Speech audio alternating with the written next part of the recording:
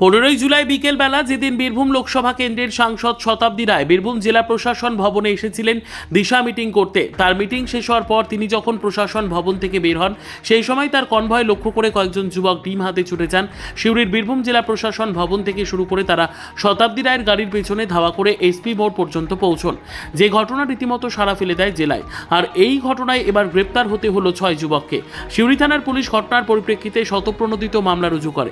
সেই মামলায় এমন কাজে যুক্ত থাকার অভিযোগে 6 জনকে গ্রেপ্তার করা হয় এবং তাদের আজ সোমবার সিউড়ির বীরভূম জেলা আদালতে পেশ করা হয়। শতাব্দী রায়ের গাড়ি লক্ষ্য করে হাতে ডিম নিয়ে স্কুটিতে ধাওয়া করার এই ঘটনায় অভিযুক্তদের গ্রেপ্তারের পর সবার মধ্যে কৌতূহল, কি হলো ওই সকল যুবকদের। পুলিশ তাদের গ্রেপ্তার করে আদালতে তুললেও বিচারক আজ ধৃতদের জামিন মঞ্জুর করেন। আদালতের আইনজীবী সূত্রে জানা গিয়েছে, অভিযুক্তদের বিরুদ্ধে একাধিক মামলা দেওয়া হয়, তবে আদালত সবকিছু বিচার বিবেচনা করে প্রত্যেকের জামিন মঞ্জুর করে। 6 জনকে একটা পুলিশের সৌমোটো এফআইআর করেছিল, সেখানে 6 জনকে তোলা হয়েছিল।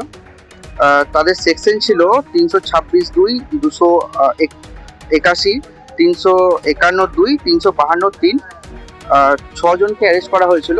তো মহামান্য আদালত আজকে বেল দিয়েছে। পুলিশে করা একটা সৌমোটো এফআইআর, যেখানে বলা হয়েছিল যে ডিম ছোঁয়াকে কেন্দ্র করে একটা এফআইআর লঞ্চ করেছিল। এটাই এফআইআর লেখা ছিল। সেটা ডিম ছোড়া কার গাড়ি বা কিছু উল্লেখ ছিল না, কিন্তু ডিম ছুঁড়েছিল কোন একটা জায়গাতে, সেই ফুটেজ দেখেছিল, সেখান থেকে একটা সমোটা এফআইআর হয়েছে।